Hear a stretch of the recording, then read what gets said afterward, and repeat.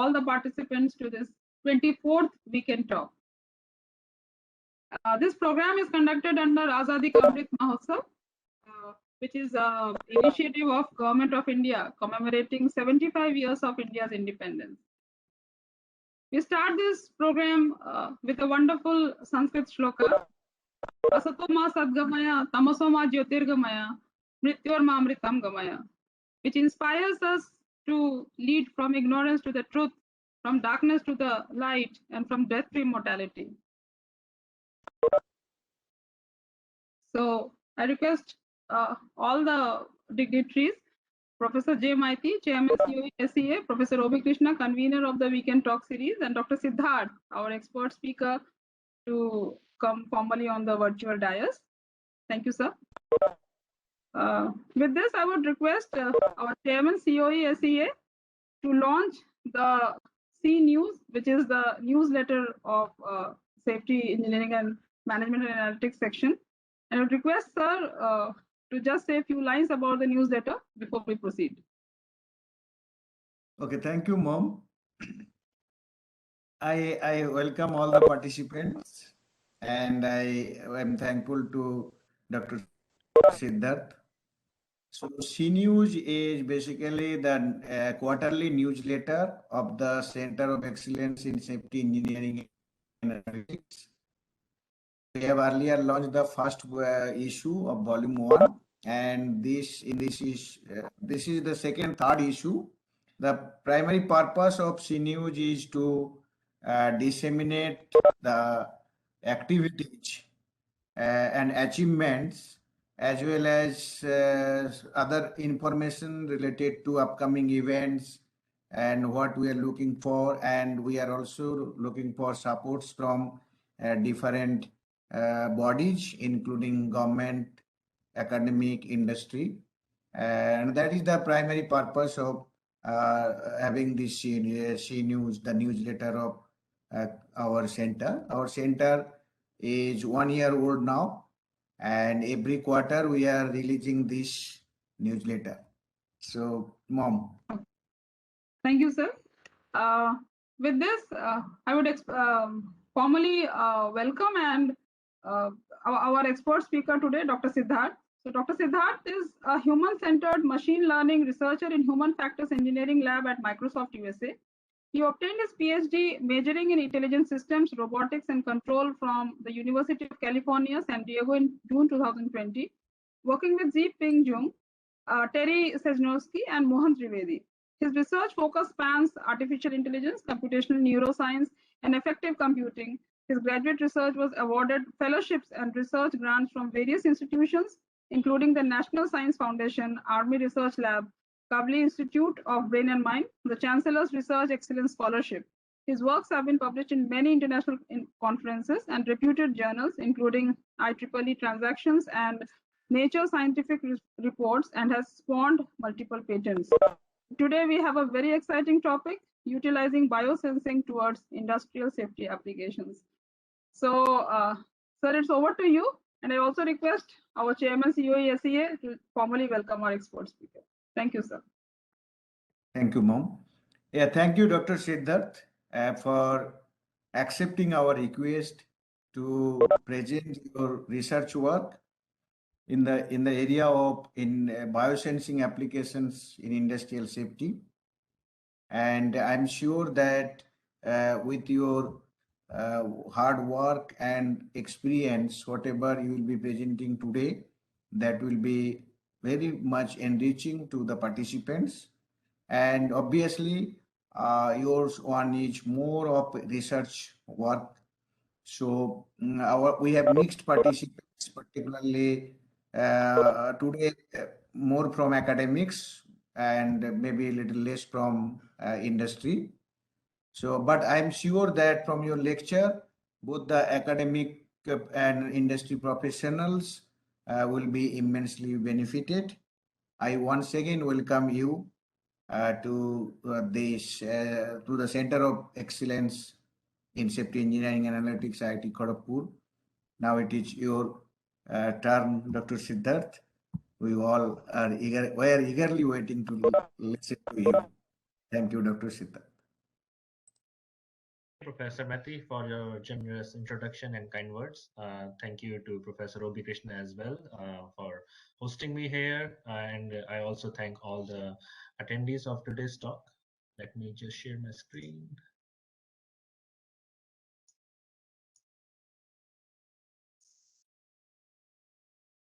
Hope you can see it in full screen mode. Yes. Okay, so the topic today is utilizing biosensing towards industrial safety applications. So there are two keywords here, biosensing and industrial safety. Let's get right into them. So I will start with this taking a leap from journalism. So in journalism, what happens is when a reporter goes to the field and comes back to the editor can ask everything about the upcoming report just by asking these 6 questions, which are based on 5 Ws and 1 H, which is basically who did you meet, where did you go, what happened, and so on. So based on this kind of format, I have made the slides look like this. So the answer to the first two, the answers are very easy. The work was done by me with my collaborators, and most of it was done in my graduate school, University of California, San Diego, UC San Diego, and some of it was also done during my internship at Facebook Reality Labs. So the other 4 questions are what we'll be talking about here. So what is biosensing that we see here in the title? Why use biosensing for industrial safety? When are biosensing system advantageous, and how to apply biosensing systems toward real world industrial safety applications? So again, these are the keywords here: biosensing, industrial safety, and real world applications of industrial safety. So let's dive right in with the first question: what is biosensing? So biosensing means the sensing and interpretation of human biological signals. These can be signals like heart rate, sweating, body temperature, brain waves, etc. And biosensing can be used for many different applications. They can be health monitoring, can be robotics, can be human-computer interaction, can be emotion detection. Biosensors come in two types. One are the invasive ones. These are implanted inside the human body, and these are critical for different sort of medical diagnosis and treatments, such as, for example, pacemakers, or, for example, in detecting seizures. The other ones about which we will talk today are the non-invasive ones. So you place these kind of biosensors over your body, and they have a wide range of applications, and they are becoming more and more affordable now. For example, even smartwatches can work as biosensors now, because they also have sensors to detect your temperature or to detect your heart rate variability. And on the right, there's this EEG headset to detect your brain waves. So that's the two type of sensors, invasive and non-invasive. We'll talk about the non-invasive ones today. By biosensing, let me repeat again, I mean detecting, sensing, interpreting your bodily signals, which can be of any type. They can be your heartbeat, they can be electrical signals from your brain, they can just be sweating or body temperature, just any sort of your bodily signals. That brings us to the second question. So why use this biosensing for industrial safety? The answer to that is manifold. Let me try to explain. So industrial safety sensing is generally done using non-mobile sensors to detect hazardous areas or events. Generally, if you go to industries in different parts of the world, you will see that they have sensors somewhere in the room to detect the amount of heat that workers are being exposed to, or to detect the presence of certain harmful gases or substances. These sensors generally improve safety by tracking these environmental cues that I just mentioned, like temperature or presence of harmful gases or audio noise level, and the workers' movements. However, there are two key safety components that are absent in these sort of non-mobile sensors. The first is personalized health evaluation. So you cannot really know how exactly is each and every worker feeling in a personalized manner. There's no personalized evaluation for each person. And second is there's no again personalized mental and physical health tracking. You can just track the environment around the worker, but you have no idea what's going on physically and mentally around that worker's body itself. So why are these biosensing systems, or why are these two key safety components which we will talk, which I just mentioned, necessary? The reason is every year, if I just talk about the United States, companies spend $48 billion extra due to stress caused by employees because of work-family conflicts and mental health issues.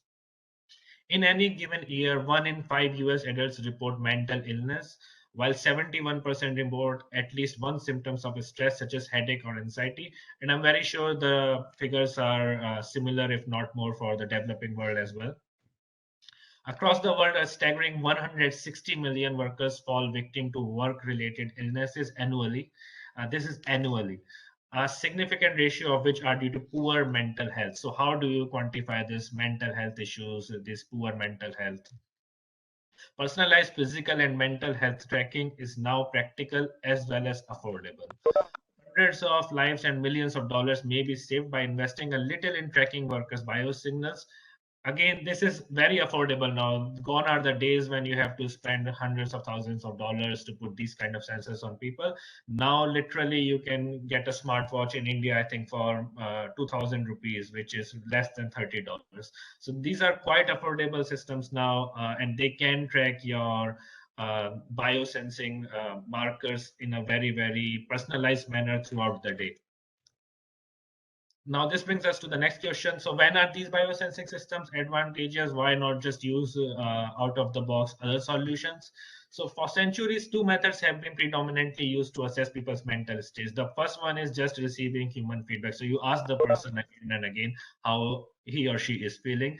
This is, of course, not possible in an industrial setting. You cannot really ask them again and again. They are doing a lot of critical work in the industry. This is just not an option.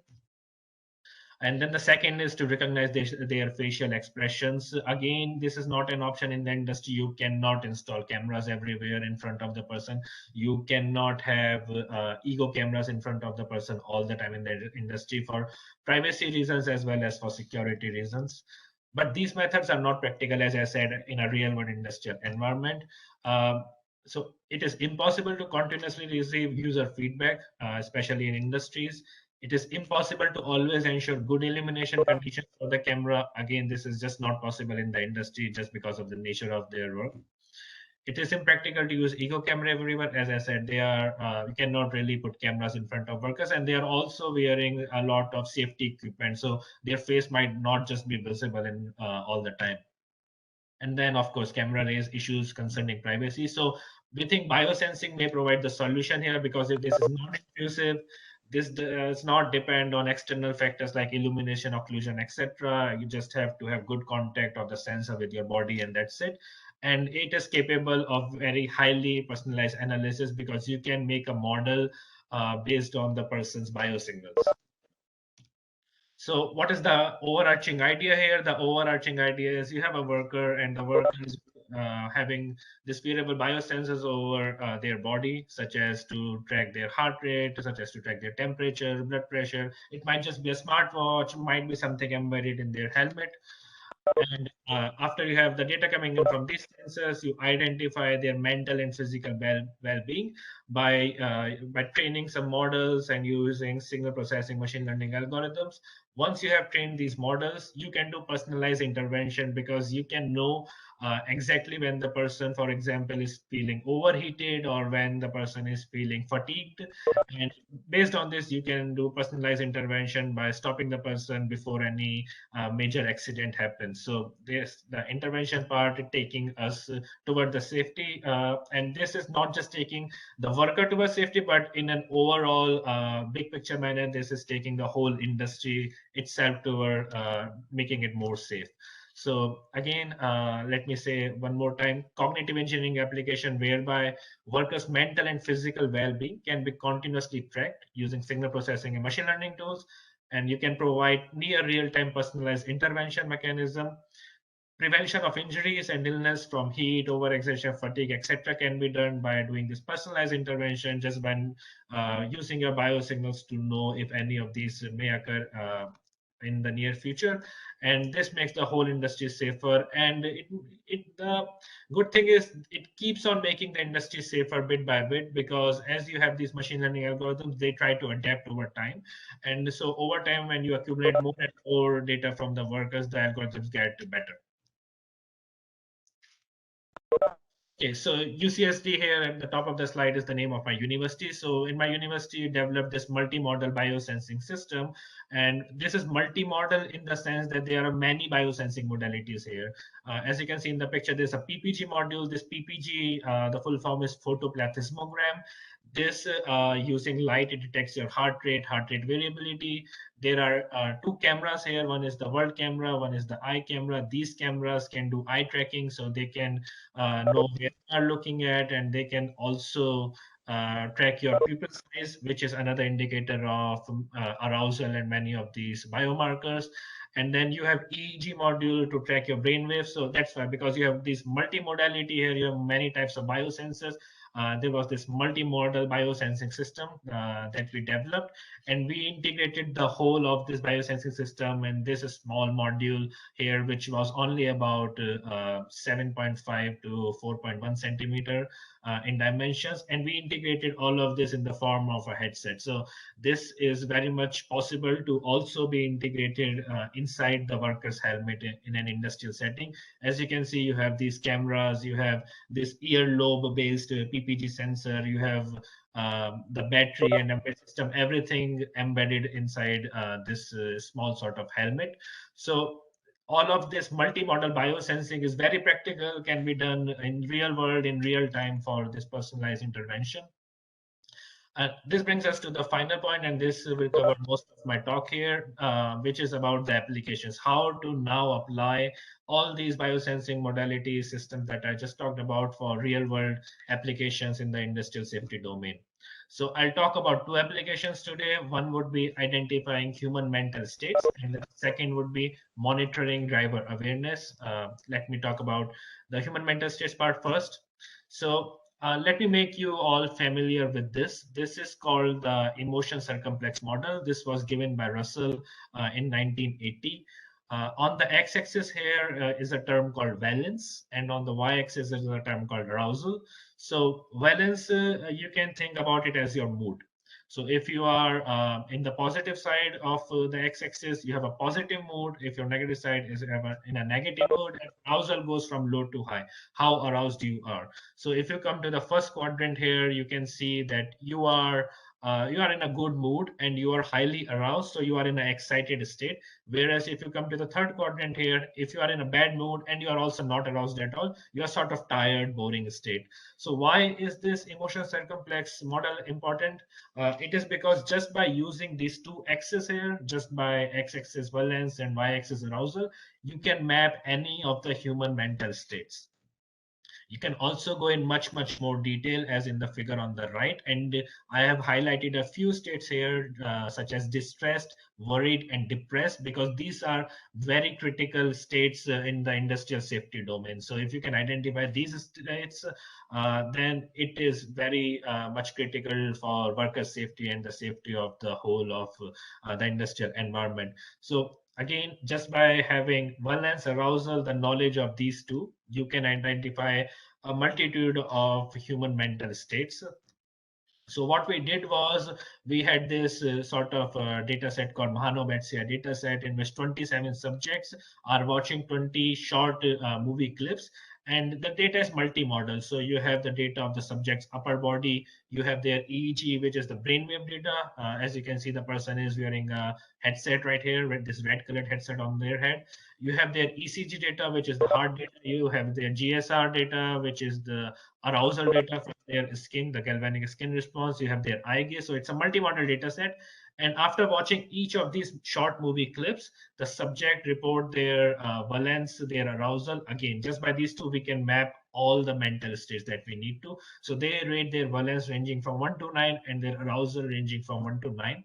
I'll give you a small example of the clip. So this is like one of the horror clips where you have this character in between different sorts of zombie kind of horror, so that we can invoke negative valence, negative emotions in the participants, and then we can use them to identify their mental states. Here is another example of a positive one. Here we were trying to put positive emotion into people and to identify their positive mental states. So after watching each of these clips, they were rating their valence and arousal. But it is a very hard Why the problem is hard, this is because mental states are highly individualistic.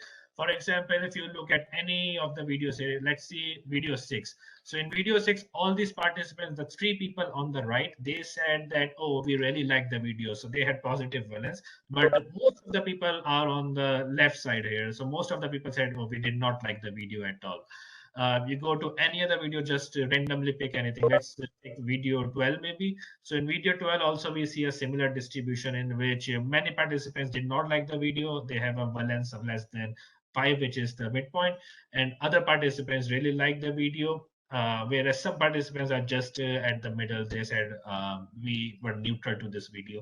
So because human mental states are highly individualistic, we as humans react very differently to the same content. This is a very hard problem to tackle.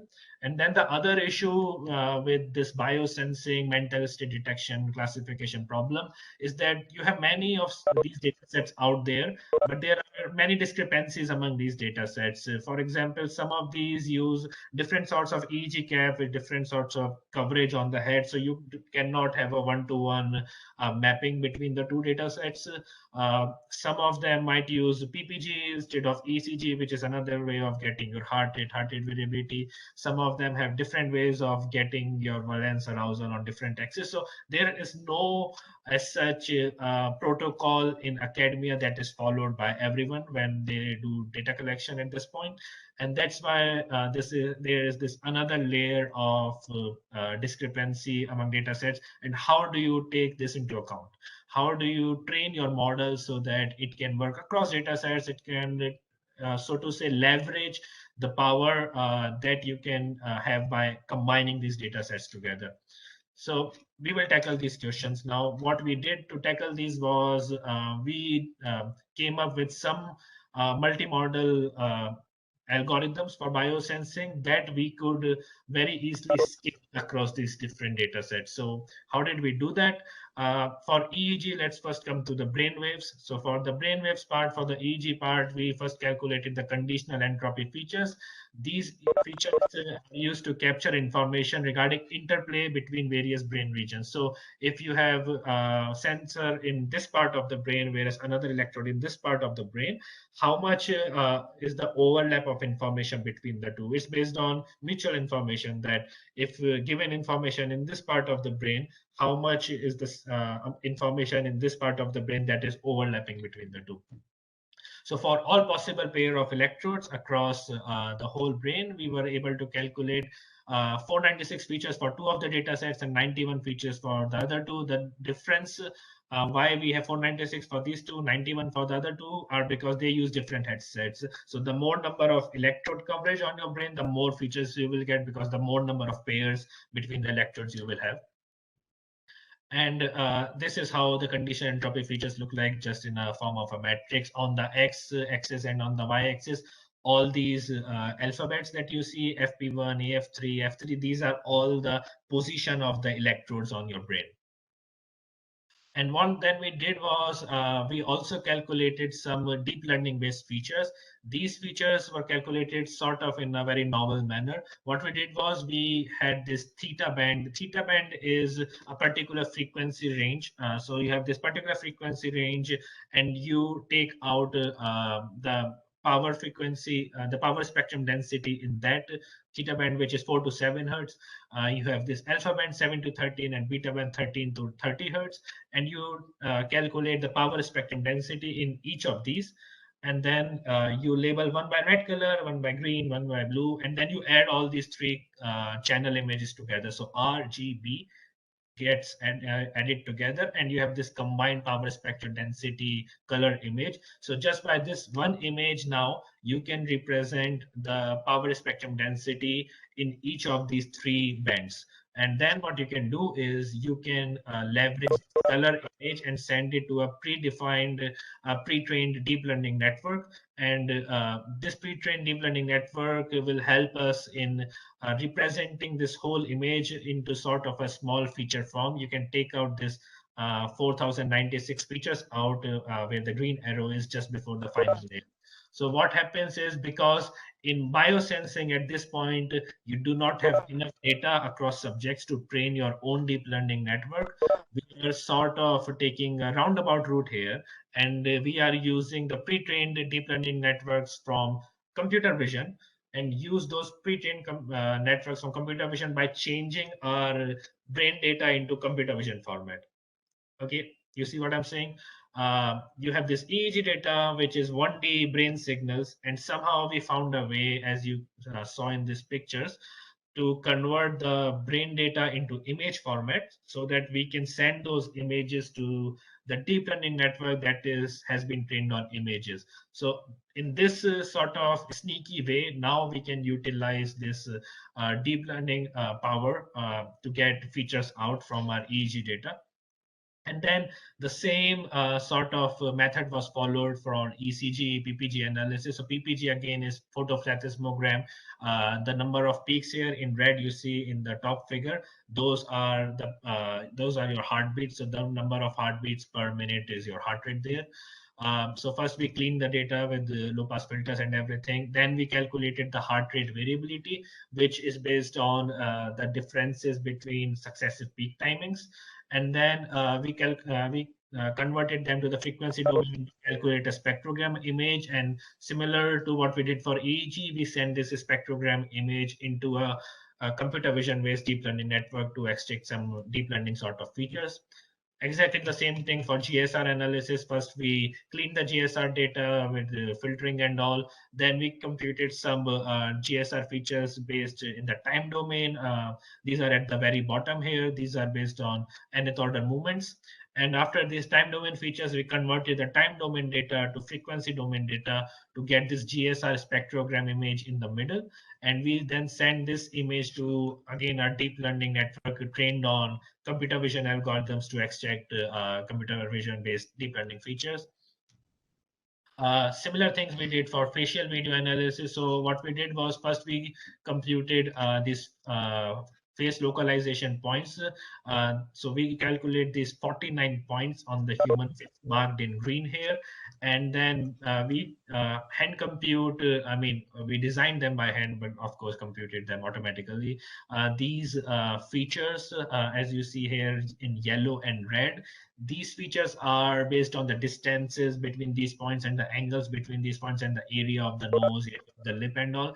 Because when we make different facial expressions, our eyebrows, we raise our eyebrows, we make different sorts of cues from our lips, from our nose, from our eyes. So these features, these distances, angles, area, these map the changes in our facial expressions across time.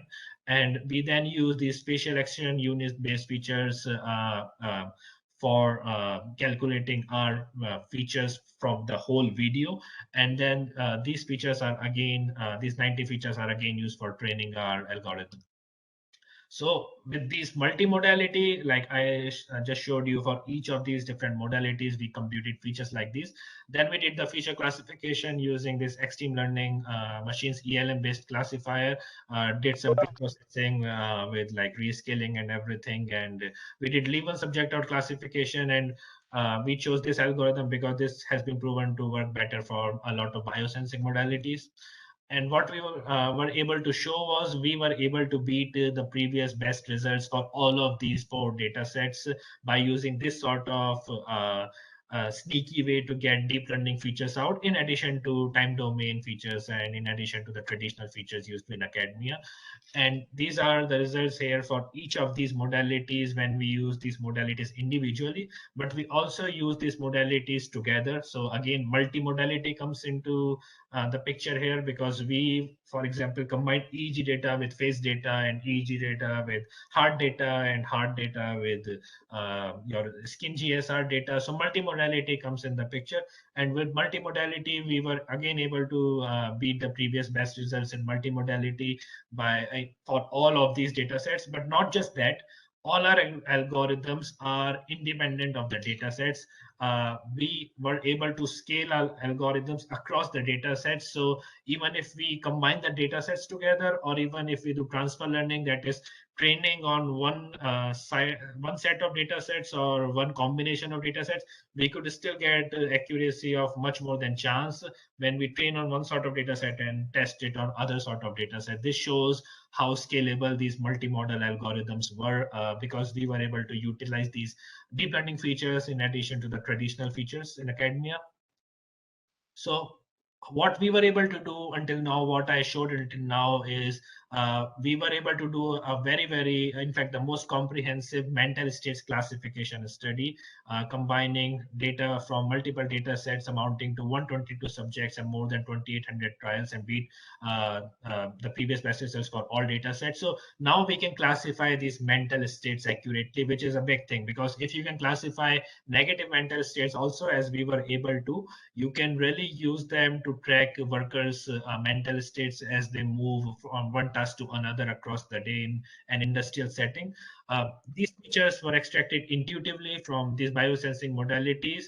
But we also utilized deep learning, which is a black box, but still we were able to fuse the features from the two types of methods, and they proved to perform a lot better than using either of them separately. And then these features, they were able to scale across data sets, which means our features are robust and scalable. So with all of this, once you can identify mental states, what do you do? Well, one application is obviously, as I just mentioned, you can track workers' sort of mental states across the day, across time, across year, and do personalized intervention. But let me show you one more application of this here, which is in monitoring driver awareness. So what we did was we had this study for monitoring driver awareness, in which we are tracking drivers' attentiveness to prevent accidents. And this is very similar to tracking workers' attention in an industrial setting.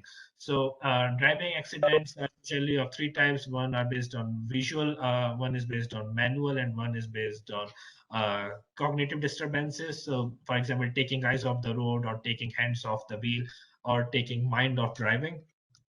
So attention monitoring is crucial, again, not just in driving scenario, but also in the industrial safety domain, since 1 out of 5 automobile crashes happen due to falling asleep. Driver awareness has a very direct correlation with how attentive the driver is. The goal here was to monitor the driver's attention during different scenarios, such as driving on the freeway, in a narrow street, etc. Another goal was to assess the driver's facial and EEG response to a short duration hazardous event. So I'll just come to what hazardous events mean here.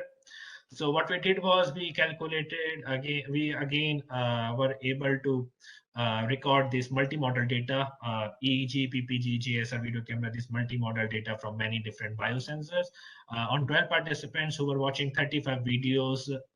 These videos were from the public Kitty data set, but we also collected our own videos using a Tesla Model S vehicle in San Diego. This Kitty data set is from Germany, and this was used to compare the performance with existing research studies. So here are some instances. On the left, you see this is the data from our Tesla vehicle in San Diego. And on the right is from the Kitty data set from Germany. So you have a wide range of driving scenarios here. Some are on highways, freeways, some are on narrow streets. There is a lot of occlusion in some because you have all these shadows coming in. You have different times of the day. You have many different events like pedestrians crossing the road, traffic light turning from red to green, vice versa. So you have a lot of real world data here of driving, and how to use this data for from a multimodal biosensing perspective for driver awareness.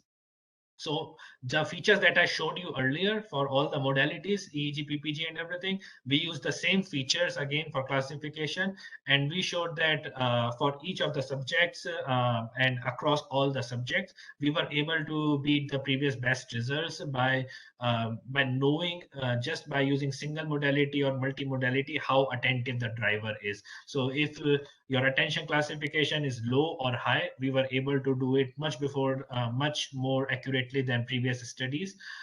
This is crucial because now we can distinguish when you are driving if you are attentive or not, because this is based on low or high attention classification. And if there's like a event that is coming when you are driving, you can ask the user to just take rest or just to park your car if you detect that the person has low attention at that time. But we did not stop at that. We also wanted to see what about some hazardous event specification. So we defined some of these events from the videos as being hazardous or non-hazardous. We took some 2 seconds events and labeled them, 30 of them as hazardous, 40 as non-hazardous. The hazardous ones are on the top here, marked with A. These are like pedestrians crossing the road when you are driving, or these are suddenly a car coming in front of you trying to overtake you, or there's like a tram that may come here because there's a tramway line here. And then non-hazardous events were like your traffic signal going from red to green, or there's a crosswalk here, or there's are these road signals next to your car on the road. So we defined these hazardous and non-hazardous events, and we tried to know that can we just use these 2 seconds of data, and just by using these 2 seconds of data, can we try to predict if you are attentive or not? And we were able to again do this with very, very good accuracy. If we use both EEG, that is the brain waves, and we also use facial expressions, we can get this accuracy even up to 95% to know if this hazardous or non-hazardous event you are attentive to that or not, just by 2 seconds of data. So again, this is very, very important and crucial for driver safety, because if you can get to know this even before the event happens, because again, this event is just 2 seconds long, so you have to know this before the event happens. You can ask the driver, you can like maybe break the connection between the driver and the accelerator, or you can take some other sort of a step, maybe deploying the airbag or something for the driver's safety. So that's why this was very important, and we were able to do it very accurately. But what we also then did was, these days, especially in the United States, you have autonomous vehicles. So the Tesla S that we had, that was an autonomous vehicle. And in that vehicle, you have a screen right next to you, this big screen, this tablet on the right.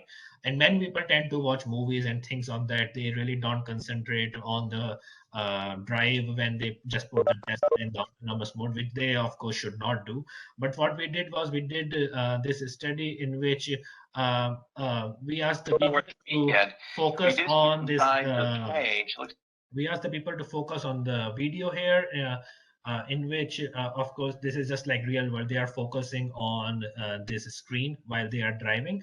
And what Tesla does is, if it is on a situation on the road where it is unable to handle the situation, it gives you a beeping sound, like beep, beep, beep, beep. And that beeping sound indicates that the driver should take over. The autonomous system cannot drive anymore for this situation. So what we did was we collected real world data when this beeping was happening in the real world, and we came back to our lab to do this study with multimodal biosensing. So the participants are watching this weather report, and suddenly you will hear this beep, beep, beep, beep sound. And as soon as that happens, this black screen will start showing what was happening in real world when we were out there with our Tesla vehicle, and when it was asking us to take over, and suddenly you have to take over. So we wanted to see how ready you are to take over, and can we predict from your biosensing, from your facial expressions, from your brainwaves, if you're ready to take over or not. So let me just play the video here. Sunday, a few storms in the area as the front approaches, and Monday, temperatures will drop to the lower 90s, so not as hot. So here's your AccuWeather.com. So this is the beep, beep, beep, beep, beep, the takeover beep. And then suddenly you see this was this car which was suddenly coming in front of you, trying to overtake you in the other lane. So the Tesla was indicating, hey, I cannot handle this situation. Please take over by that beep, beep, beep, beep. So for the weekend, based on that, we wanted to know how much attentive you are, because can you really take over at that point or not?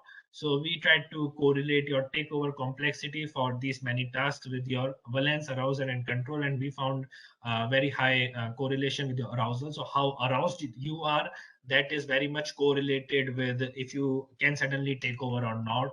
how hard it is for you to take over. And we also used EEG modality and pupillometry, which is your size of your pupil, which is another biomarker, to be able to predict much higher than chance, because this is a three class problem, so the chance is 33%. So we were able to classify much higher than chance if you are ready to take over or not to prevent that accident from happening. So another example here of how to utilize biosensing for driver safety, which again just substitute the driver with a worker in the industry and substitute taking over in a driver setting to taking over a machine, and you can just directly translate this to an industrial worker setting. So we talked about these biosensing, what are biosensing systems. We talked about industrial safety and real world industrial safety applications in our talk. Let me just conclude it here. So industrial safety demands the development of systems that can work in a multitude of challenging environmental conditions robustly. It is not possible to remotely monitor workers' physical and mental well-being to prevent industrial accidents. Herein lies the need of biosensing variables, that we can put biosensing variables on their smartwatches or on their helmets, their protective equipment on their body, so that we can monitor their physical, mental well-being in a very personalized manner, even in very challenging environmental conditions that are there in the industrial domain. This biosensing provides us continuous real-time tracking of their their mental health, so that we can do personalized prevention intervention in real world, in real time. And these sensors are very comfortable. These are very non-intrusive. You can literally put these small sensors, again, as I said, in their personal protective equipment, in their protective gear, in their helmets, in a smartwatch. So they are very non-intrusive, very comfortable, even in the industrial setting. And they are very scalable, because as I again showed, the algorithms that we developed here based on these deep learning tools, these computer vision based methods, these are modular, scalable across different biosensors. So you may use one biosensor, or you may use 5 biosensors. The algorithms can scale. The more biosensors you use, of course, it is better. But these algorithms are basically able to scale across all of these. And these applications include the next version would be going from preventive to predictive safety mechanisms, that you can even predict some accident that it may happen based on biosensors, so that you can prevent it even before it is about to happen. So that was the whole conclusion of this, that you can take the biosensors in a very affordable, in a very non-intrusive, comfortable manner in the industrial safety domain to prevent accidents, prevent so to say a lot of productivity loss just by tracking people's personalized mental health, their physical health, even in the challenging environmental conditions of the industries. I would like to thank SWOT Center for Computation Neuroscience, Facebook Reality Labs, and Laboratory for Intelligent Safe Automobiles. I was associated with these labs during my doctoral research. Below them are the logos of the different labs and departments I was associated with. And below them, I would like to thank all of these funding institutions for funding my doctoral research. Thank you.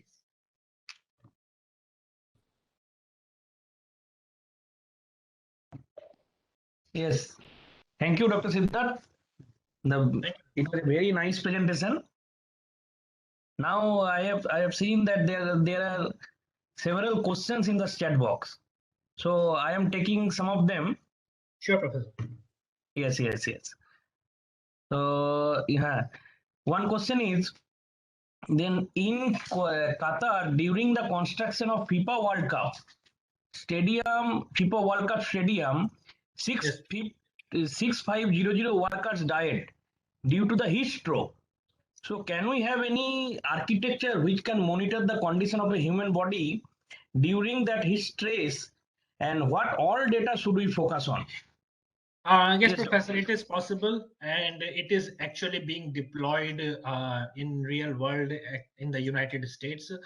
There are companies working toward it. So what you need to do is you need to use infrared thermometer inside your smartwatch or inside a band on your arm or somewhere, and just by using that infrared thermometer, you can get their body temperature at any particular time, and based on the bias between their perceived temperature by this sensor and their real temperature, you can make a model between the two to predict their core body temperature.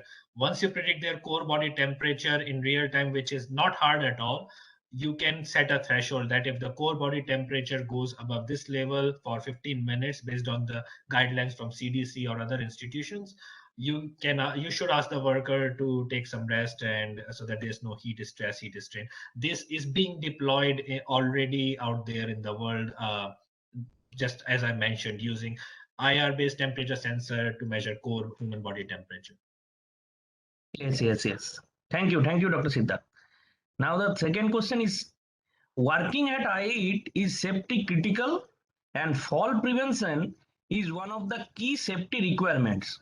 How does biosensing help in designing safety intervention of fall prevention while working at height? So falls, a lot of falls are due to tripping over something.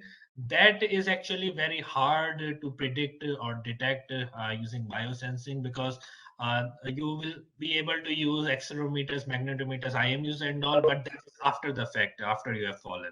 So, but what biosensors can definitely help are in preventing falls that are due to fatigue or overexertion or again heat stress, because biosensors can detect these biomarkers that can correlate with your fatigue, with your mental stress, with your heat stress, and just ask the worker to take a rest before he or she falls because of these. So that's Yes. that sort of the falling because of these sort of mental or so to say cognitive based issues, those can be detected much before they happen using biosensing. But unfortunately, biosensing cannot do much when it comes to tripping on something and falling, because that's very instantaneous. Yes. Thank you. Now, another question is that what is the scope of using this method to model the mental states of workers working in a hazardous environments like oil, gas, marine, and mining to predict potential errors and accidents in advance? Yes, Dr. You can Siddha. definitely do it. Just as I showed for the driving data set, you can use these biosensing modalities to know how aware the workers are of their environment, just like how aware or attentive the drivers were when they were driving. You can do similar study for the workers, how attentive they are to their environment. And then again, as I showed for driving analysis, you can use this for hazardous or non-hazardous activity classification, how prepared you are to handle that hazardous event. So similarly, for each and every industry, you can have these models for detecting how attentive you are to handle any sort of particular hazardous event. Yes. So, Dr. Siddha, as we have some time, we can have some more questions. Sure, Professor. Yes. Thank you. So, next question is that what could be an effective framework from experiments, data collection, data analysis, and design for safety intervention? What can be and what? What could be an effective framework from experiments point of view, data collection point of view, data analysis, and ultimately design for safety interventions point of view? I think you will have to start by constraining yourself, or you first should ask what is your application use. So, what type of industry do you want to deploy your solutions in? If you want to deploy your solutions in an industry where you can put these biosensors in a smartwatch, well, great. But if you cannot do it, you might have to ask yourself, what biosensors can I put in people's PPE or in their helmets? So, first is, because you definitely want to make the workers comfortable in a very non-intrusive way. So that's the first question: what biosensors can you put to make workers comfortable? Can you put them just in a smartwatch or in their helmet? And then the next step is, what is the application? So if the application is, again, going to your first question, if the application is based on the heat stress, then you can just use infrared temperature sensor. But if the application is something else, for example, if the application is in an industry where you want to see if the worker is attentive, or if the worker is very fatigued because it's a lot of heavy physical exertion work, so you may have to use some other sensor. The temperature sensor will not work. So that's how you have to go. First, find the application.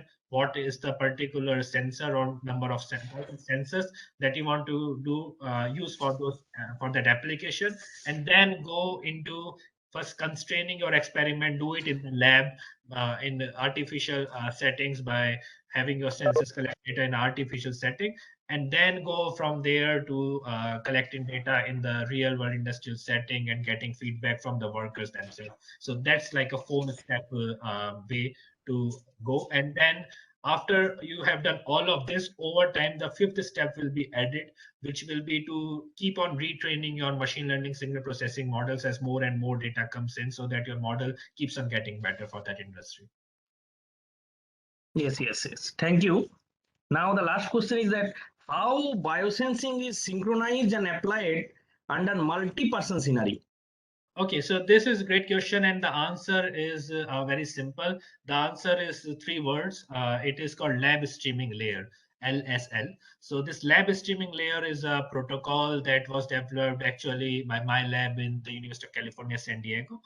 This lab streaming layer allows you to synchronize data across multiple sensors, no matter if they are on one person or many person, no matter if they are on one computer or many computers, no matter if the computers are using Windows or Linux or iOS or whatever, like your phone is using Android or iOS or whatever the device is, it can still synchronize all of that data in real time, and it can save all of that data with synchronization in real time. So this lab streaming layer, LSL framework, is the answer to your question, and you can literally collect data in different parts of the world as long as you have a good internet connection between your computers with this framework, LSL, lab streaming layer.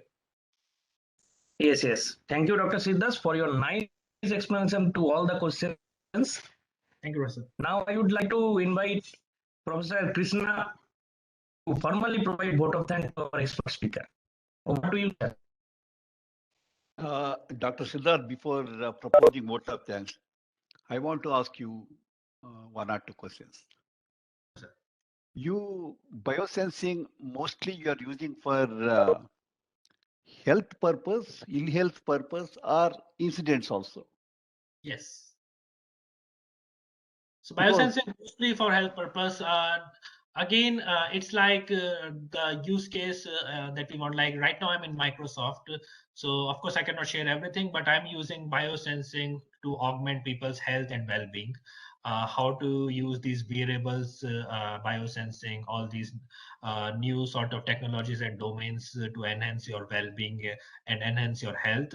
But these can not just be used for like this overarching goal of enhancing well-being, but can also be applied for small applications such as hazardous activity detection or awareness classification. But there are also other uses of these which I did not go in. For example, there are uses in emotion classification. For example, there are uses in helping people with disabilities by sort of controlling their there are many studies in which just using EEG you can have paraplegics talk to different sort of people. You can use EEG to steer wheelchairs just by brainwaves again. So you have many examples in people with disabilities. You also have many examples in which you can use these for detecting sort of different diseases in the like because of the brain. You can detect seizures in the brain. So you have a lot of other uses of biosensor that I did not talk about, but the overarching aim is definitely to promote human well-being. That can be from like from the perspective of tracking your health over time using wearables, or that can be from constraining yourself to a particular environment like industrial safety and training your models only for that environment. Yeah, I agree with you. The health incidents are very high compared to accidents. The losses because of ill health is much more than the losses because of the accident. But world do not recognize much this. World recognize the accidents. World Yes, sir. recognize the incidents. Uh, we were see. I know very much the priorities of the industries, all industries across the world. One of the biggest problem the industries face before any incident happens, the surroundings keep speaking. Machines will speak, surroundings will speak, but the man with his senses is not able to understand it. For example, uh, when tsunami came, dogs, before tsunami came, actually, dogs started running away. They have sensed it much before. These biosensors, my question is, these biosensing devices, how effective, what do you think, how effectively they can sense the scenarios before major incident, before major fire happens, before major gas leakage happens, before any major incident happens? If these biosensing devices will help the human, probably that will be a great success, great help to the industries. I totally agree with you, Professor. I think your questions also touches a lot on policy making in the industry and leadership. But constraining to the biosensing part of it, I think that a lot of these modalities can help us in knowing when the workers are really fatigued, when they are really under stress and duress and fatigue. And those are the times when there is high probability of them doing something wrong that may happen to a big incident like gas leakage or some sort of explosion. So the biosensing modalities can definitely help us in asking or sending a message to the leadership team or the management team in an industry. Hey, these worker or these workers are really fatigued, not right now, but from a sustained amount of time in the past few hours or past few days. And these workers are, or it can similarly tell the management by sending message that these workers or this worker is under high duress because of heat strain. So then it depends on them actually to be able to segregate those workers away so that the probability of accidents is lowered. And I want to give you one feedback. Industry workers do not want to wear more wearables than what they are Yeah, wearing, totally, like totally. I helmet or totally shoe agree. or Yeah, I totally whatever. understand. The COE SEA is also working on the smart PPEs. Smart PPEs is the existing PPEs incorporating things like biosensing devices within the PPEs which we are using. So you all can collaborate with our COE SEA for developing smart biosensing PPEs. Yeah, this is So this is the new word you have totally. introduced to us.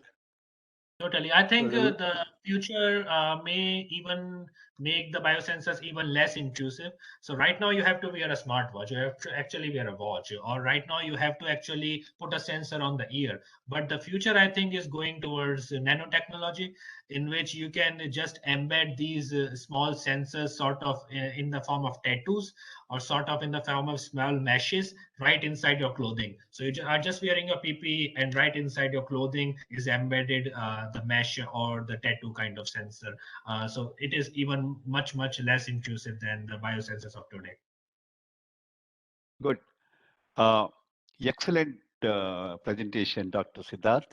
Thank you, Professor. You Thank you. brought new perceptions of many things. I hope these things will be realized soon, and there will be some help to the humanity and the properties to survive for more time using all these things. Thank you, I'm Professor. Thank you extremely for happy. hosting me. And anyone from the participant, if you have any question, or professors or anyone, you can anytime reach me on my email through my website or just take the email from Sween. Yeah. Thank you. And that's a great gesture on your part.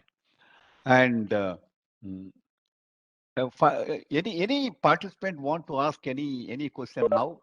Last question. Last question. One question we'll permit to ask to Dr. Siddharth directly.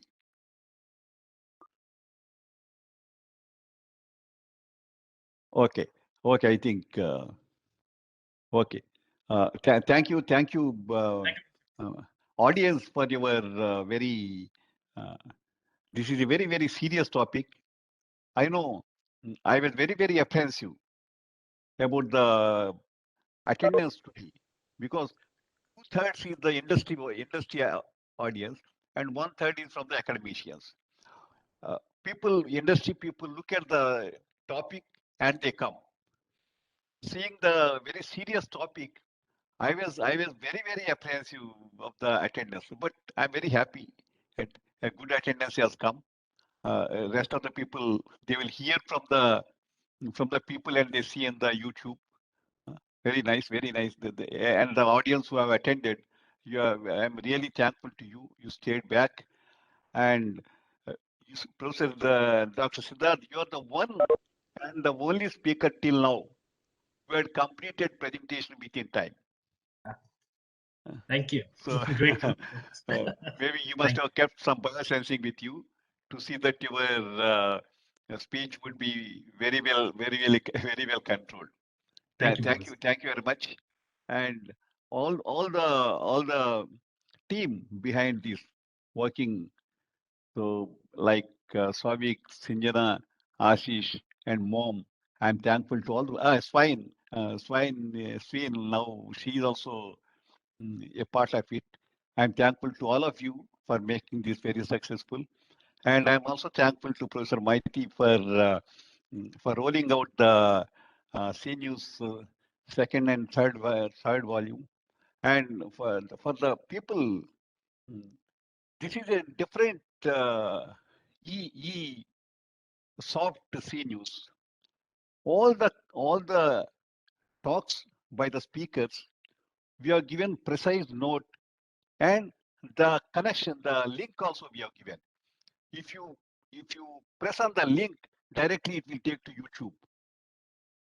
I see very well done, Swine. This time, all the speakers, you need not go through YouTube directly. You open the CNews and keep on pressing the link, and it will take you to the YouTube, and you can enjoy it. Thank you. Professor Mike, you want to say anything? No, CNews is available in our COE website also, the COE SEO website. I want to thank Dr. Siddharth because the topic is very challenging, and because you have not taken the path of the science and mathematics more, but you have basically lucidly explained with more on application side, and that is the greatness of the presentation.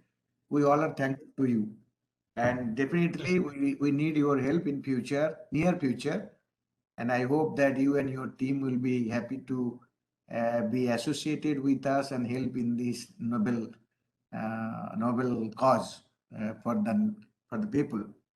For sure, Professor. I'm available anytime for this. Thank you, Professor. And I'm also thankful to Professor Ping Jung and for presenting himself along with many of his scholars. So you have added a lot of value to this audience.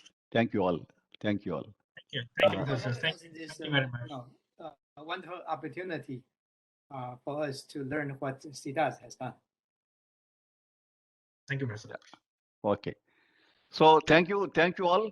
We'll meet again next Friday, same time. This time the speaker will be from industry next time, because we have one speaker from academics, next from industry, again from academics. So next turn will be one of the CEO of very good manufacturing company, PPE manufacturing company, who is good in academics and good in presenting the research work in the PPEs. He's going to talk on the subject next week. So a lot of industry people will be interested. Definitely, I know. Thank you all.